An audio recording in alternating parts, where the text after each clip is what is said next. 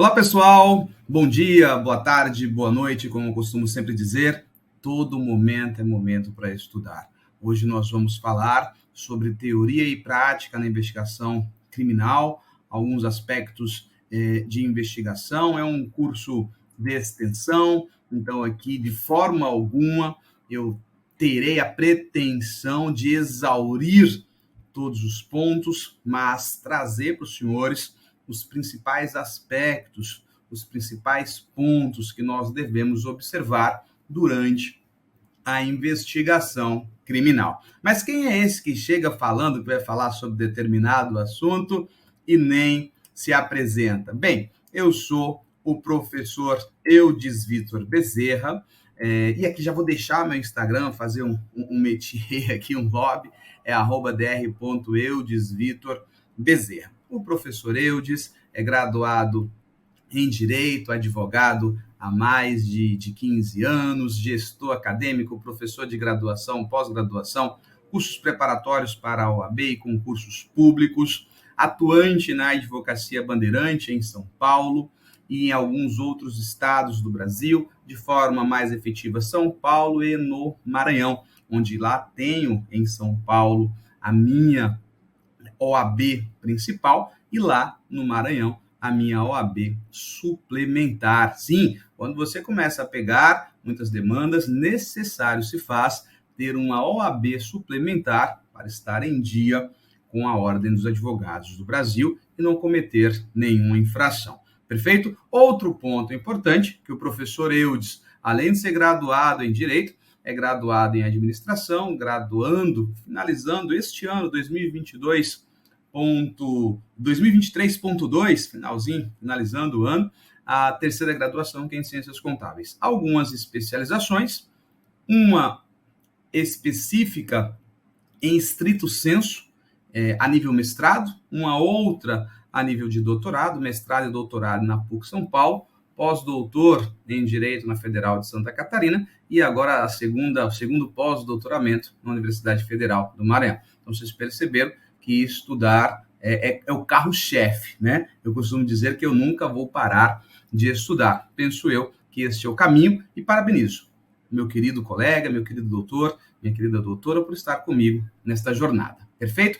Nós escolhemos alguns temas, se você já me encontrou em outros por aí, em decorrência da nossa vivência prática. Como mencionei aos senhores, eu sou advogado atuante há mais de 15 anos, mas tive uma vivência antes da advocacia na delegacia regional da Polícia Federal, departamento da Polícia Federal, ali na Hugo D'Antola, na Lapa de Baixo. E por lá fiquei por 4 anos.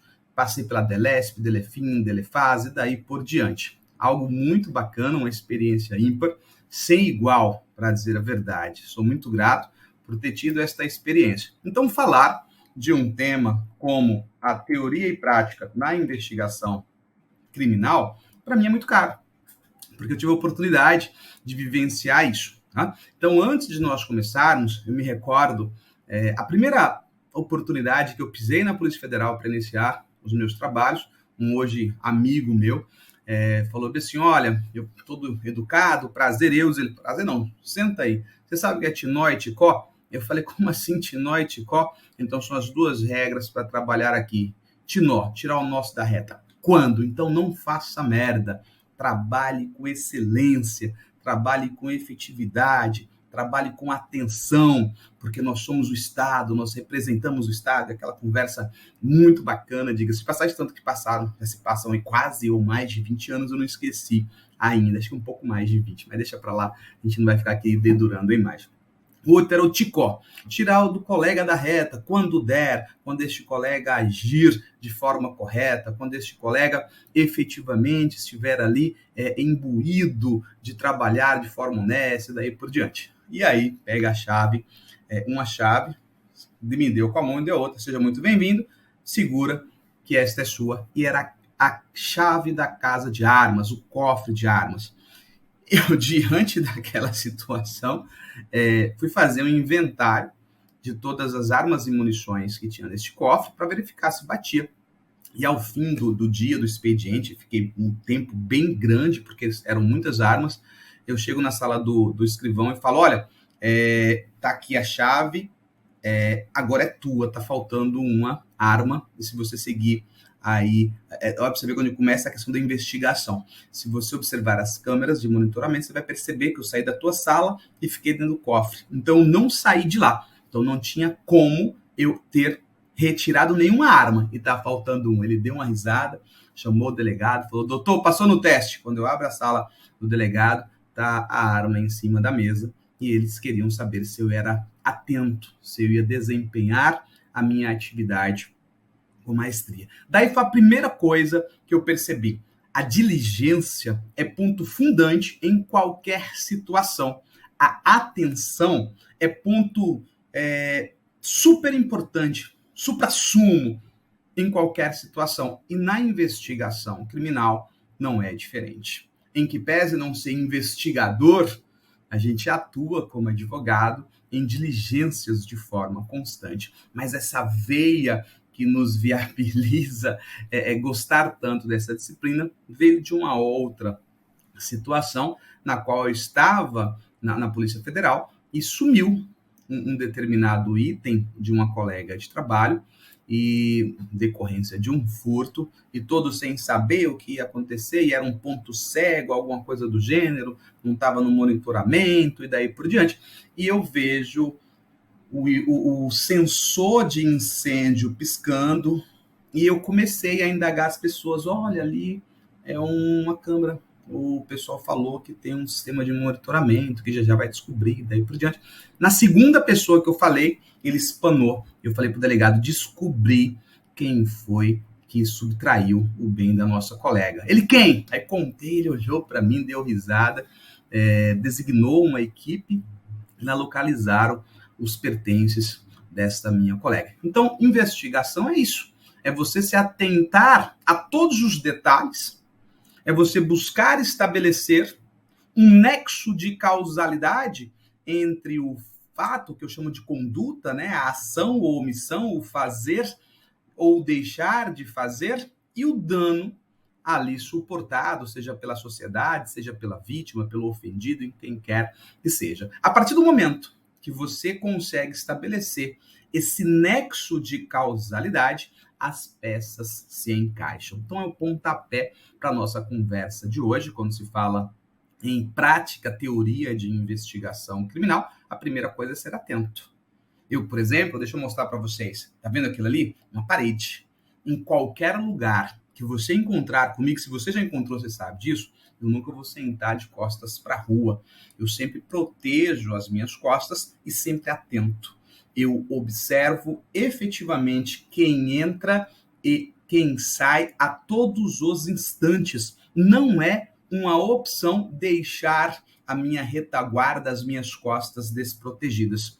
Isso vai deste tirocínio, deste falo, deste olhar, desse faro, por observar tudo. E a investigação requer isso. Requer dos seus agentes total atenção. Mas você poderia pensar, professor, atenção para quê?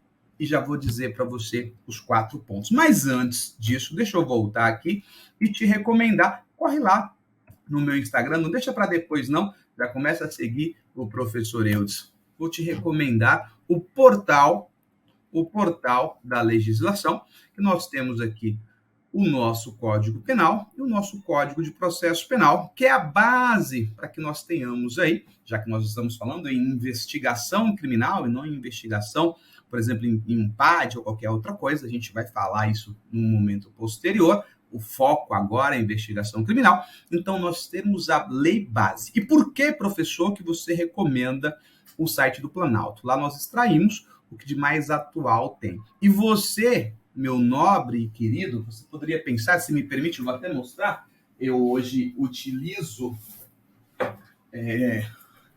o meu vadimeco na mão, mas você poderia ter um desse, ou ter ainda. Esse, por exemplo, ele é do ano de 2018. Então, é algo que já está desatualizado. Por isso que ele só fica efetivamente na minha estante, tá? Eu não utilizo mais. O que eu utilizo está aqui, na palma da minha mão. Esta é a grande verdade. Hoje a tecnologia nos viabiliza ter acesso direto à legislação. Então, o primeiro passo, legislação, depois doutrina e jurisprudência. Eu primeiro preciso entender a norma para depois buscar suporte nas fontes secundárias, vamos assim pensar. Passado este ponto da legislação, falar sobre os 4 pontos que eu mencionei para você. Mencionei a investigação criminal, visa a reconstrução de fatos passados, que pretende responder a 4 perguntas básicas, a 4 questões fundantes, a 4 pontos importantes. Vem comigo. Onde, como, lembrou? Onde, como, primeiro passo, onde aconteceu, né? Eu preciso delimitar. Isso é de suma importância na questão da circunscrição para saber de quem é a responsabilidade pela investigação criminal. Além da questão da matéria que a gente deixa para analisar num determinado momento, mas é muito comum, quem nunca assistiu Tropa de Elite, se não recomendo desde pronto, ficava uma guarnição jogando um corpo para o lado e outra para o outro para atirar, né, aquela responsabilidade. Então, onde nos viabiliza entender onde o fato ocorreu, para que a gente possa ir um pouco avante. Quando? Isso é muito importante. Quando este fato ocorreu. Nós precisamos ter um lapso temporal para delimitar as possíveis ações a serem tomadas, os possíveis caminhos a serem percorridos. Então, se é algo que eu não tenho mensuração de tempo, se torna mais impossível chegar a um resultado. O como se dá, o ocorreu o fato, e por fim, a gente poderia mencionar quem o praticou. Então, se eu estabeleço esta linha de raciocínio no onde, como o fato ocorreu, onde, quando, como e quem, eu consigo certamente ter uma linha de raciocínio. Por isso que, às vezes, é muito comum as pessoas dizerem assim, olha, não tem ainda ninguém indiciado, porque ainda não tem indícios suficientes para direcionar as investigações em decorrência de determinada pessoa. Isso é um indiciamento. O indiciamento nada mais é do que vincular as investigações em um determinado suspeito em decorrência dos indícios ali já colhidos de autoria e materialidade. Então, o primeiro aspecto é entender. Aí você pode falar assim, mas professor, sempre foi assim? Vamos pensar aqui de forma conjunta se sempre ocorreu desta maneira. Antigamente, quando eu falo em antigamente, é antigamente mesmo, estou aqui fazendo um retrocesso filosófico, vamos pensar na era de Parmênides e Heráclitos, né? Na era pré-socrática, se falava muito na existência ou não de argumentos. Por exemplo, as pessoas só acreditavam naquilo que elas pudessem pegar, elas pudessem ver, sentir, ouvir. Era questão dos sentidos. Se não presente estes sentidos, olha, lembra daquele dito, tenho que ver para crer? Mais ou menos nessa pegada. Não há que se afirmar na validade de uma situação. Tanto é que estes dois filósofos da era pré-socrática, Parmênides e Heráclitos, foram discutir se o movimento ele existia ou não, porque eu não conseguia perceber, visualizar o movimento. E aí, um vai acima do barco, marca um X no chão, o barco em movimento, solta um saco e ele cai no X, está vendo? O movimento não existe. Porque se existisse, o barco movimentando, o saco teria que cair em um outro ponto. E o outro, em contraponto, falou assim, olha, vamos até um rio. Mergulhou, quando levantou, mergulha de novo, não são as mesmas águas. E esses discursos filosóficos foram ali, penso eu, de certo modo, refutados ou consolidados pela validade do argumento a partir de Aristóteles, que estabelece a sua filosofia, que nós chamamos de silogismo. Então, primeiro nós analisamos a validade do argumento com base nas suas premissas e na sua conclusão. Uma premissa maior e uma premissa menor chegam a uma consequente. Posterior, em analisar se este argumento é válido, eu vou verificar se é um argumento verdadeiro. Então, este era o pontapé entre a emoção e a razão. Nós estabelecemos o racional. O magistrado a quem é dirigido as provas colhidas durante a investigação, bem como a autoridade policial responsável por colher aquelas provas, ao advogado de defesa que vai analisá-las e tentar refutar, ao promotor de justiça que utiliza para tentar obter a condenação, não estiveram presentes no momento do ocorrido. Então, primeiro eles analisam essa estrutura racional. A partir do momento que tem esta análise validada, parte para o segundo ponto, que é a busca da verdade. E no penal, meus nobres doutores, doutoras, meus queridos e caros colegas, o que se busca é a verdade real. Eis que, se existe pelo menos um mínimo de possibilidade da inocência, é o que se presume. Até que se prove o contrário, a presunção de inocência é princípio máximo que deve ser observado. Então, tem a investigação criminal, vamos pensar assim, a finalidade, o fito de estabelecer a ordem cronológica dos acontecidos com a intenção de apontar quem foi a vítima, qual foi a conduta, se ação ou omissão, e quem foi o responsável por estes fatos. E para que isso tenha, e para que isso produza efetivamente a justiça, nós precisamos de um julgamento justo. Por isso que se questiona que as provas colhidas na fase de inquérito policial, se elas não forem convalidadas em fase de processo-crime, não há que se falar em validade. E o porquê disso? Simples. Então, já peguei um princípio da presunção de inocência, vou falar de mais dois. Não se tem em fase de inquérito policial ampla defesa e contraditório. Por isso, meus caros, que é uma incumbência gigante da autoridade policial dar ao Ministério Público, bem como a defesa, a autoridade, ela não está ali para condenar ninguém. Ela está ali para levantar a verdade fática, a verdade dos fatos, não é verdade? Viabilizar a argumentação para que nós possamos trabalhar na fase da instrução criminal. Então, uma investigação sólida, uma investigação pautada em quesitos que viabilizem uma estrutura argumentativa para a acusação é um ponto a ser observado. E a defesa vai trabalhar para desconstruir este argumento da acusação. Então, o argumento de persuasão, a finalidade de persuadir é apontada pela acusação, que pode ser em relação às ações públicas do Ministério Público ou pelo próprio ofendido, no caso da queixa-crime. E a dissuasão, que é confrontar o argumento da acusação e colocar argumentos novos a cargo da defesa. Não estou puxando a sardinha dizendo que o advogado trabalha mais. Veja bem, não é essa a minha intenção. O que eu quero dizer é que ele tem um papel duplo. Além de refutar o que foi ali acusado, incumbe a ele trazer elementos, trazer argumentos que demonstrem que ocorreu alguma falha na investigação ou que aquele conjunto ali probande, aquele conjunto ali levantado não é suficiente para que ocorra uma condenação. Entende? Tudo isso para dizer o quanto é importante que uma investigação criminal ela ocorra de forma pormenorizada. Deixa eu puxar o saco aqui do meu lado.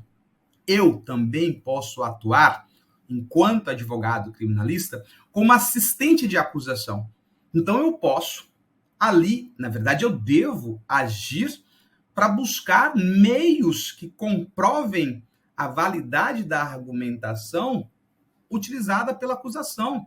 Eu tenho o dever, enquanto defensor, de realizar diligências, não somente aquelas a cargo da investigação criminal, para refutar tais argumentos. Então, por isso, entendo que é uma matéria de suma importância, eis que todos os agentes que operacionalizam na matéria criminal se faz usar ou faz uso da investigação criminal. E pensem bem, nós direcionamos todos esses argumentos, enquanto acusação, enquanto defesa, ao magistrado responsável por analisar todo este conjunto probante e viabilizar ao término uma sentença justa. Vou fechar este bloco, como eu mencionei, é um curso pequeno, 1 hora, dividido em 3 blocos. Então, vem comigo. Já já nós voltamos para o segundo.